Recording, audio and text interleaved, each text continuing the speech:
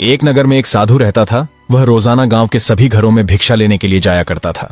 एक दिन साधु एक महिला के घर के द्वार पर पहुंचकर जोर से बोला, अलख निरंजन, भिक्षाम दे। इतना सुनते ही घर के भीतर से औरत बाहर आई और बोली, महाराज, मैं आपको भिक्षा तो डाल दूंगी, आइए, साथ ही आप पहले भोजन भी कर लीजिए। साधु ने कहा, क्यों नहीं बेटी, मुझे बहुत भूख लगी है, सुबह से कुछ नहीं खाया। इतना कहकर साधु उस औरत के साथ घर के भीतर चला गया। औरत ने साधु के बैठने के लिए आसन बिछा दिया और बोली, महाराज, आप यहाँ बैठ जाइए, मैं अभी भोजन लगाती हूँ। साधु ने कहा, हाँ हाँ बेटी, अवश्य। यह कहते ही महाराज उसी समय आसन पर बैठ गए। इसके बाद उस औरत ने साधु महाराज के सामने भोजन परोस दिया। उसने तरह तरह के व्यंजन लगाकर आदर पूर्वक उन्हें भोजन खिलाया। साधु महाराज ने प्रेम से भोजन करना शुरू किया।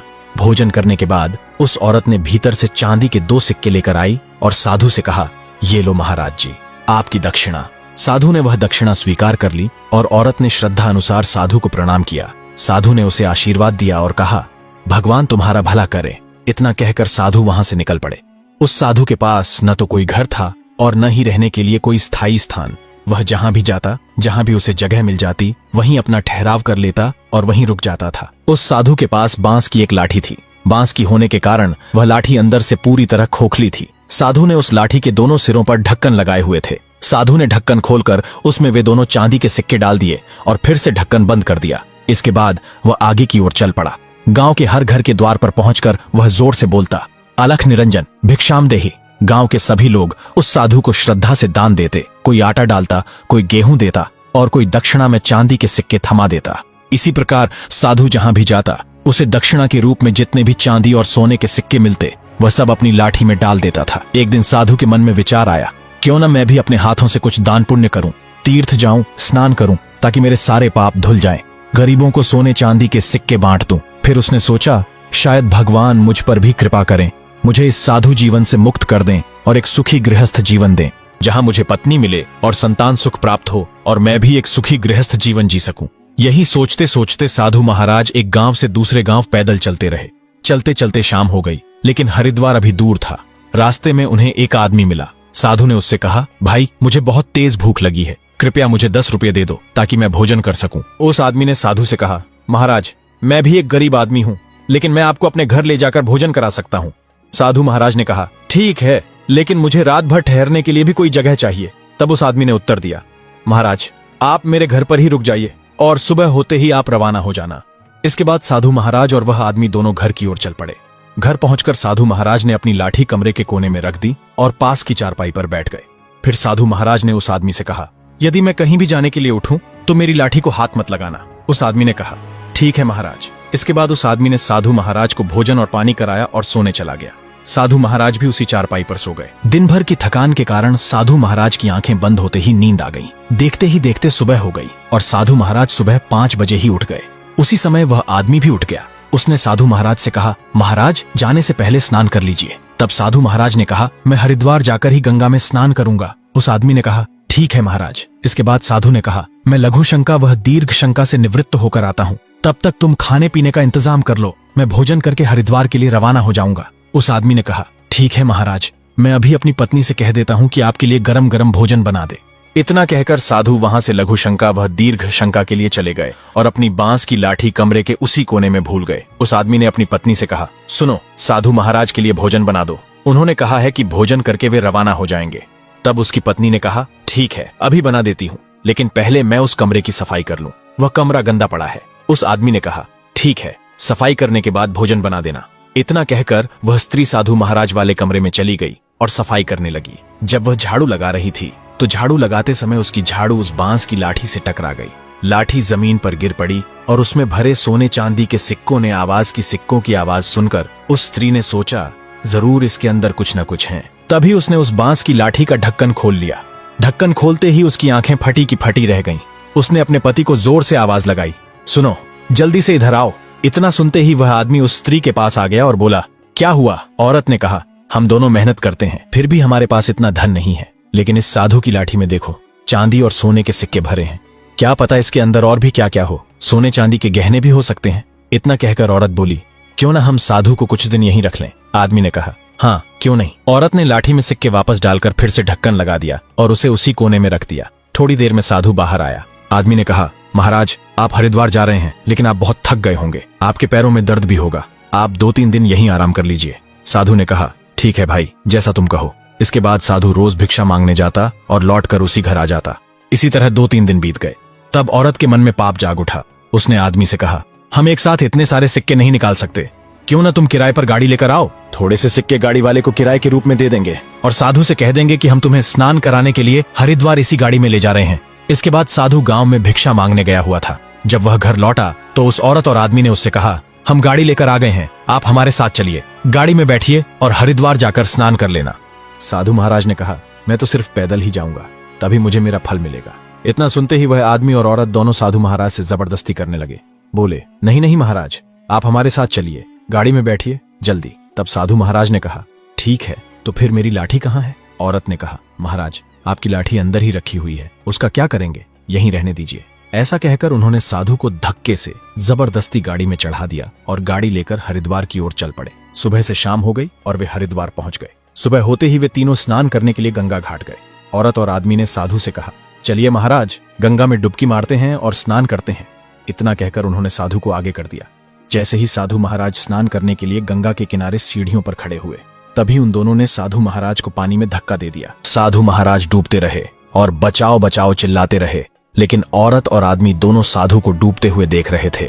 दोनों में से किसी ने भी साधु को बचाने का प्रयास नहीं किया और अंत में साधु महाराज की गंगा के पानी में ही मृत्यु हो गई। इसके बाद आदमी और औरत अपनी गाड़ी में बैठकर वापस घर की ओर चल पड़े और उसी समय साधु महाराज की आत्मा उनके शरीर से बाहर निकलकर एक भंवरे का रूप ले लिया और वह भंवरा उनकी गाड़ी के पीछे पीछे चल पड़ा। शाम से सुबह हो गई, तब जाकर आदमी और औरत अपने घर पहुंचे। एक दिन बीतते ही वह भंवरा उस औरत के पेट में घुस गया, जिससे वह गर्भवती हो गई। यह देखकर उस आदमी की खुशी का ठिकाना नहीं रहा। धीरे धीरे वह आदमी उस लाठी से सोने चांदी के सिक्के निकालने लगा और उन्हीं सिक्कों से अपनी पत्नी को महंगी महंगी चीजें लाकर देता और महंगे महंगे फल खिलाने लगा। धीरे धीरे समय बीत गया। औरत के पूरे 9 महीने हो गए और उसने एक पुत्र को जन्म दिया। यह देखकर आदमी ने सोचा, साधु के आने के बाद ही तो इतनी सारी खुशियां हमारे घर आईं। पता नहीं अगर वह साधु रहता तो और कितनी खुशियां मिलती। फिर आदमी और औरत ने मिलकर उस सोने चांदी से अलग अलग तरह के आभूषण बनवाए और उन्हें बाजार में बेचने लगे। इससे उन्हें बहुत सारा धन मिलने लगा और धीरे धीरे वे अमीर बन गए। समय बीतने के साथ साथ उनका पुत्र भी बड़ा हो गया, लेकिन वह गंभीर बीमारी का शिकार हो गया। बालक की बीमारी इतनी खतरनाक थी कि आदमी और औरत उसे कई डॉक्टरों और वैद्यों को दिखाते रहे। बहुत सारी दवाइयां दिलाईं, लेकिन वह बालक ठीक नहीं हुआ।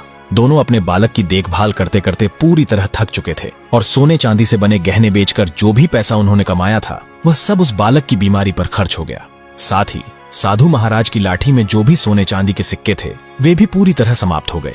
एक दिन उनके घर एक सुनार बच्चे से मिलने आया। उसने उस आदमी से कहा, तुम्हारा इतना बड़ा घर है, तुम और तुम्हारी पत्नी तो सिर्फ 2 ही हो, क्यों ना पूरा घर बेचकर सिर्फ एक कमरा ही रख लो और जितना भी धन मिले उससे अपने बच्चे का इलाज करा लेना।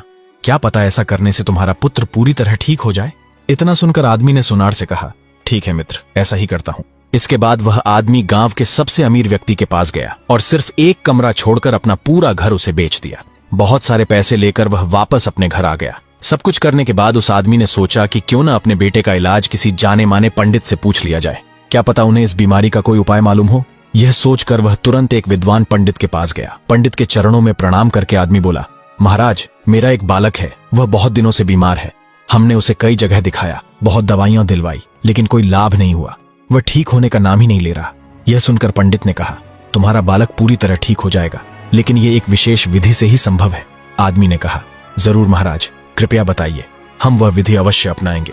तब पंडित ने कहा, 121 चांदी के सिक्के और इस बालक को साथ लेकर हरिद्वार जाओ, बच्चे के हाथ से खाना बनवाओ और उसके नाम पर गरीब लोगों को खाना खिलाओ। जितने भी पंडित मिले सबको खाना खिलाओ। जो लोग चल फिर नहीं सकते उन्हें भी खाना खिलाओ। बच्चा खुद अपने हाथ से सबको खाना देगा। इसके बाद बच्चा 121 चांदी के सिक्के सब में बांट देगा। जब यह काम पूरा हो जाएगा तब तुम्हारा बच्चा पूरी तरह ठीक हो जाएगा। आदमी बोला, ठीक है महाराज, धन्यवाद, मैं अभी जाकर यह काम करता हूँ। इतना कहकर वह अपने घर चला गया।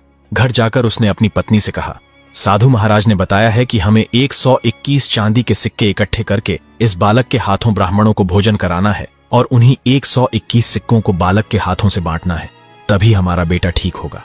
यह सुनकर उसकी पत्नी बोली, अगर साधु महाराज ने कहा है यह काम भी हमें जरूर करना चाहिए। इसके बाद वह आदमी बाजार में काम करने लगा। काम करते करते उसके पास बहुत सारा पैसा हो गया। बहुत सारे पैसे होने के बाद भी चांदी के 121 सिक्के पूरे नहीं हो पाए। तब उस आदमी ने अपने घर के सारे बर्तन बेच दिए। उस आदमी ने सोचा, अगर मेरा बालक इन सबको बेचने के बाद ठीक हो जाता है तो बहुत अच्छा होगा, हम दोनों मिलकर फिर बहुत सारा पैसा कमा लेंगे। उसने अपनी पत्नी और बालक से कहा, तुम दोनों यहीं घर के बाहर इंतजार करो, मैं चांदी के सिक्कों का इंतजाम करके आता हूँ। उसके बाद आदमी ने जो एक कमरा बचा था उसे भी वह गांव के अमीर आदमी के पास जाकर बेच आया और पैसों से 121 चांदी के सिक्के लेकर वह अपनी पत्नी और पुत्र के पास लौट आया। अब उसके पास न रहने का घर था, न रहने के लिए कोई कमरा। सब कुछ बेचकर वह अपनी पत्नी और पुत्र को लेकर हरिद्वार के लिए रवाना हो गया। हरिद्वार पहुंचकर वह आदमी रसोइये के पास गया और बोला, हमें भोजन बनाना है। रसोइये ने कहा, क्यों नहीं, जरूर बना लो। तब उस आदमी ने अपने बालक के हाथों भोजन बनवाया। भोजन तैयार होने के बाद वह बालक को साथ लेकर सभी गरीबों और ब्राह्मणों को भोजन कराने लगा। जिन लोगों के हाथ नहीं थे या जो स्वयं भोजन नहीं कर सकते थे, उन्हें वह बालक अपने हाथों से खाना खिलाया। भोजन कराने के बाद वह सबको एक एक चांदी का सिक्का देता गया। उसने 120 सिक्के बांट दिए और इतने सिक्के बांटते ही वह बालक पूरी तरह स्वस्थ हो गया, बिल्कुल तंदुरुस्त और नौजवान जैसा।